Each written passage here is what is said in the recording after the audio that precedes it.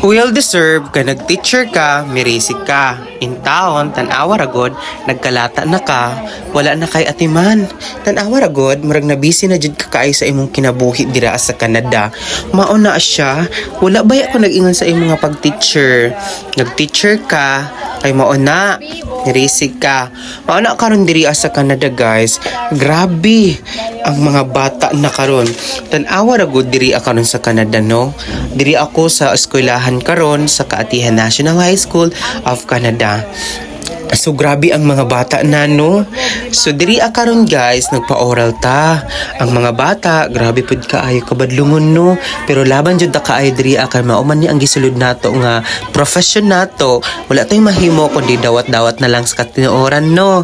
Merisi, ang ana jud kadali ang kinabuhi diri sa Canada. Pero at least ubay-ubay pud ang mga bata mag-participate pod. Kung ang sa ihatag nato mga mahimoonon, laban kaayo, go para lang sa among grado. Laban kaayo. Bahala na ang teacher ma-stress. Importante, makatudlo o makahatag og kamaayo sa mga bata, pero laban jud kaayo. Mauna siya karon diri ata sa Canada ang mga bata gipa-oral nako isa-isa kay para makita gyud nako if nagtuon ba sila or wala. So mauna siya giisa-isa nako sila pero ang uban lisod jud kaayo pa sabton na unsa na sila. Lord tabangin ni sila nga dali ra pud makasabot mag-participate sila ug dili sige maglaag-laag maglayang-layang bisag asa nga lugar. Kaya importante makatuon sila pag-abot sa eskwelahan, of course mag-participate sila sa oral ug sa panadiha nga activities sa eskwelahan. So lamig gid kaayo paminawon kung ang mga bata kay naka-participate ug naka-memorize sa imong gipabuhat.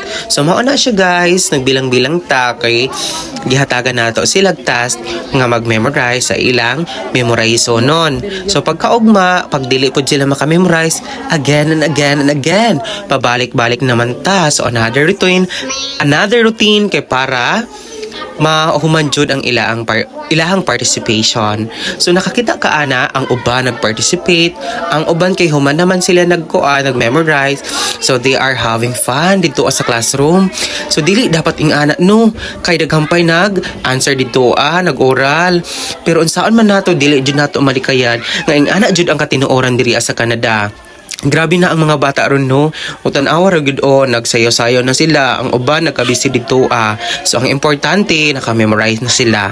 Kana lang ang importante diri sa Canada. So mag-participate jud in town mo kay para wala tay problema. Ing ana jud kaayo diri So mao na siya diri sa ako ang classroom sa akong grade 7. Lahi-lahi ang kalingawan sa mga bata. Ing ana ra gud kaayo tan-awa ra gud no. Mao ni si Ian tan-awa ra gud si Ian. Human naman daw siya memorize. So laban kaayo.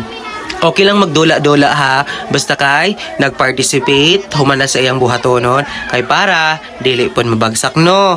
Para dili gamay ang score kay walay dahilan na maghatag si teacher og gamay na grado kung mag-participate ug unsay buhatonon sa eskwelahan.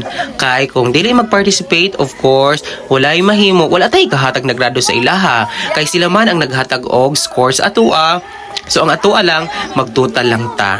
Kung mao na siya guys, so dapat mag-participate jud sila kaayo diri sa eskwelahan kay para bonggo jud kaayo. Salamat kaayo sa pag-participate ninyo.